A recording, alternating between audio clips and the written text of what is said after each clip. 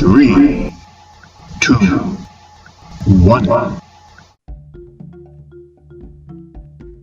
Far out in the vast expanse of the Pacific Ocean lies a small, lonely island. It is one of the most remote inhabited places on Earth. This island is known to the world as Easter Island, but its people call it Rapa Nui. Here, under the wide, open sky, stand some of the most mysterious and magnificent creations of humankind. They are the Moai, giant stone figures carved from the island's volcanic rock. They stand like silent sentinels watching over the land.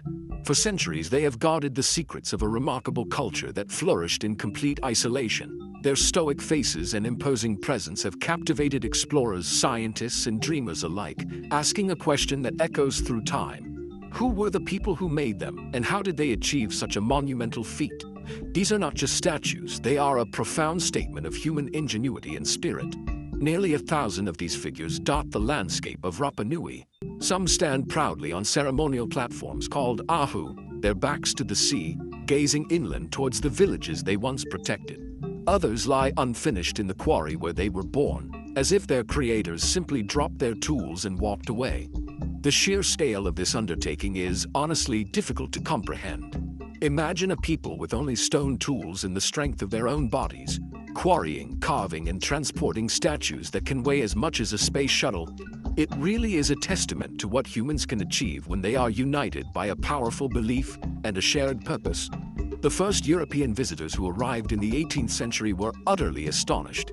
They could not understand how a small, isolated population could have created such colossal monuments. The island they saw had few large trees and no evidence of advanced technology.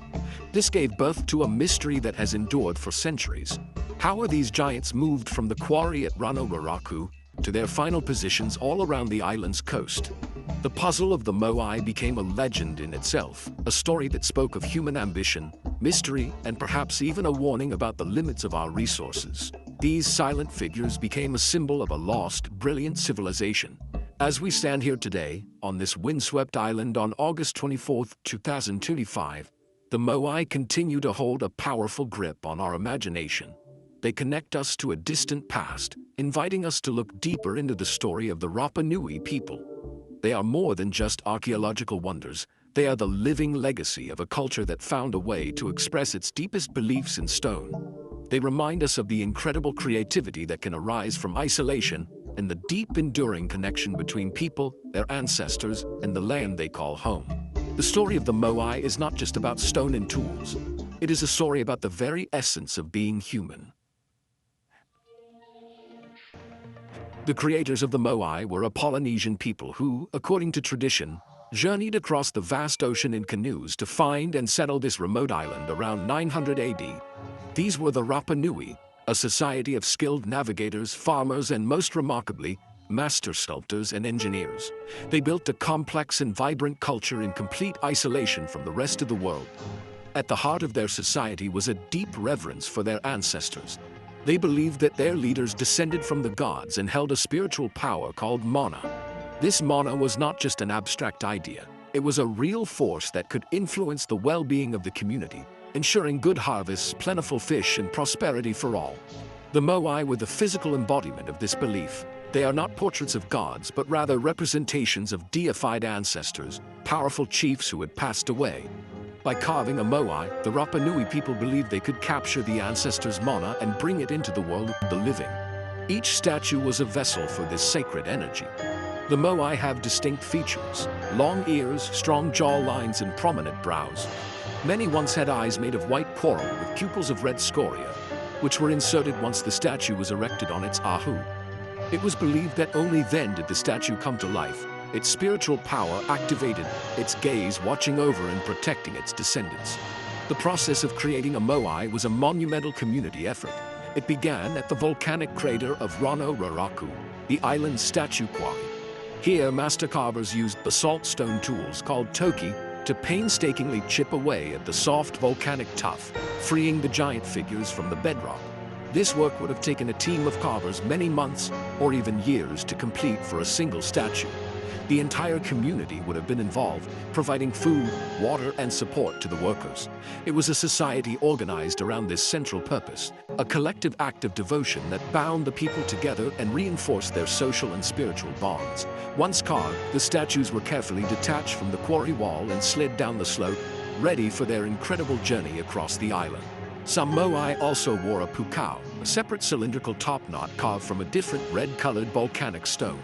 These pukao, representing a traditional male topknot hairstyle, could weigh several tons themselves and had to be raised and placed on top of the Moai's head after it was standing on its platform. This extraordinary cultural practice demonstrates a level of social organization and shared belief that is truly awe-inspiring, a testament to a people who dedicated their lives to honoring their lineage in the most spectacular way imaginable. For generations, the question of how the Rapa Nui moved their colossal statues has been one of archaeology's most compelling puzzles.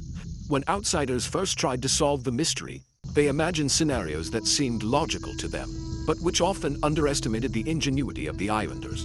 One of the earliest and most popular theories was that the statues were placed on their backs on large wooden sledges, shaped like ladders. These sledges would then be pulled by hundreds of people over a track of rollers made from tree trunks. This seemed plausible, especially given the evidence that the island was once covered in large palm trees. This rolling theory suggested a brute force approach. It envisioned teams of people straining at ropes, slowly dragging the immense weight across the landscape. The idea was that the island's once abundant forest provided the necessary timber for both the sledges and the rollers. For a long time, this was the explanation presented in textbooks and documentaries. It painted a picture of immense labor and a huge consumption of natural resources. However, some researchers began to question this idea. Would rolling the statues over uneven terrain not risk damaging the delicate stone carvings? And would it have been the most efficient way to use the available manpower and timber? Another theory proposed that the statues were moved in a prone or face-down position. This might have offered more stability, but it still relied on the same fundamental idea of dragging a dead weight across the ground. These early theories shared a common thread. They saw the Moai as inert, heavy objects that had to be conquered by force. They imagined a process that was slow, laborious, and incredibly demanding on the island's resources. While the Rapa Nui people were undoubtedly strong and organized, these explanations perhaps missed a more elegant and clever solution, one that worked with the statue's design rather than against it. The problem with these theories was that they didn't fully align with all the evidence. For example, many of the ancient roads, or ere, that crisscross the island are not flat but are gently V-shaped. This shape would not be ideal for rolling logs. Furthermore, the statues found fallen along these transport roads were often found face down when heading uphill and face up when heading downhill, a curious pattern that the sledge theory could not easily explain. The mystery remained, and it became clear that a new perspective was needed, one that looked more closely at the statues themselves and listened more carefully to the island's own stories. The key to unlocking the mystery may have been hidden in plain sight all along. In the oral traditions of the Rapa Nui people themselves, their legends don't speak of dragging or rolling the statues. Instead, they say that the Moai walked from the quarry to their platforms. For a long time, archaeologists dismissed this as mere folklore, a charming but mythical explanation for a technical problem. But what if the legends held a literal truth? This was the question that a new generation of researchers, including archaeologists Terry Hunt and Carl Lipo, decided to investigate. They looked at the Moai not as dead weight, but as objects brilliantly engineered for movement.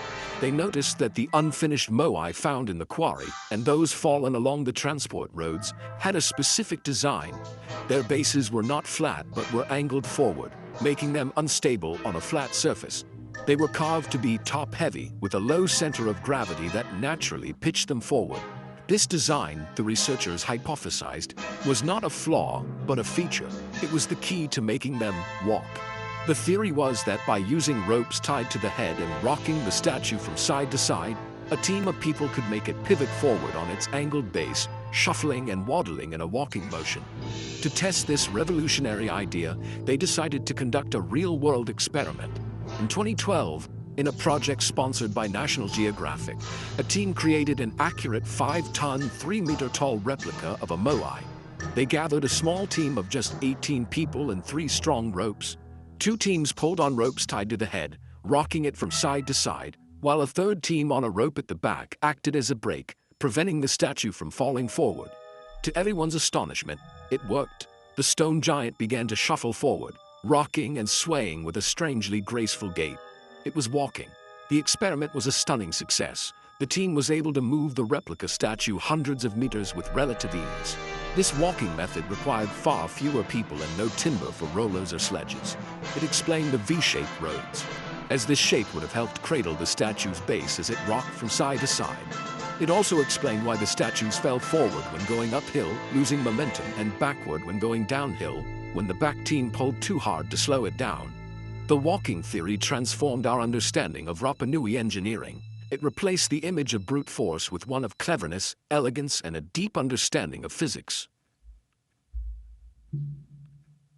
Long before scientists conducted their experiments, the story of the walking statues was alive in the memory of the Rapa Nui people. Their oral traditions are rich with tales that explain the origins of the world and the secrets of their ancestors. According to one of the most famous legends, the Moai were brought to life by the spiritual power, the mana, of 2 powerful individuals. Some stories name a legendary king, Tu'uko Iho, as the one who used his divine power to command the statues to walk to their destinations. Other tales speak of a wise old woman who lived at the Rano Raraku quarry and had the power to animate the stone. These legends are not just simple bedtime stories. They are a vital part of the island's cultural heritage. They carry within them the beliefs and worldview of the ancestors. The idea that mana made the statues walk is a powerful metaphor. It suggests that the movement of the Moai was not just a physical task, but a sacred ritual. The walking was a manifestation of the spiritual connection between the living and the dead. It reinforced the belief that the ancestors were still present, their power actively shaping the world. The legends transformed a feat of engineering into an act of faith, a collaboration between the human and the divine. One story tells of how the construction of the Moai came to an abrupt end. The legend says that the old woman at the quarry who controlled the statues became angry with a group of young men who stole and ate her special lobster. In her fury, she used her power to make all the walking statues fall down and commanded the carvers at the quarry to stop their work forever. This is why, the story goes, so many Moai are found toppled over across the island and half-finished in the quarry. This tale provides a cultural explanation for the sudden end of the statue-building era, linking it to a breakdown in respect and social order. These stories offer a profound insight into the Rapa Nui mind. They show us that for the islanders, the line between the physical and the spiritual world was beautifully blurred. The walking of the Moai was a demonstration of the community's collective mana, a result of their unity and devotion. The scientific experiments that proved the statues could physically walk do not diminish these legends. In fact, they enrich them. The science shows us the how, but the legends tell us the why. They reveal that the true power that moved the giants was not just ropes and manpower, but the shared belief and extraordinary spirit of the Rapa Nui people. The drive to build and erect hundreds of Moai was the central focus of Rapa Nui society for over 500 years. This grand vision had a profound impact on the island itself, transforming not only the cultural landscape but also the natural environment. The Moai, once standing on their ahu platforms, were positioned to overlook the villages and ceremonial spaces of their respective clans. They faced inland, watching over their descendants, while their backs were to the spirit world of the sea. This placement was deliberate and deeply symbolic. The statues were guardians, their mana radiating over the land to ensure fertility, health, and a stable society. Their presence was a constant physical reminder of a clan's lineage, prestige, and power. The construction of these statues, however, placed immense demands on the island's fragile ecosystem. For many years, the dominant theory, popularized by scientist Jared Diamond, was that the Rapa Nui people brought about their own collapse through reckless deforestation. The story went that they cut down all the island's giant palm trees to use as rollers and sledges to move the statues and to build canoes for fishing. This ecocide led to soil erosion, loss of resources, starvation, and warfare, ending the statue-building culture in a spiral of self-destruction. This narrative served as a powerful, cautionary tale for the modern world about the dangers of environmental mismanagement. However, more recent research has painted a more complex and nuanced picture. While the island certainly was deforested, new evidence suggests it was not solely due to human activity. The Polynesian rat, which arrived with the first settlers, likely played a significant role by eating the seeds of the palm trees, preventing the forest from regenerating. Furthermore, archaeological studies show that the Rapa Nui people were not helpless victims of ecological collapse. Instead, they proved to be incredibly resilient and adaptable. When the large trees disappeared, they didn't simply give up, they changed their way of life to survive.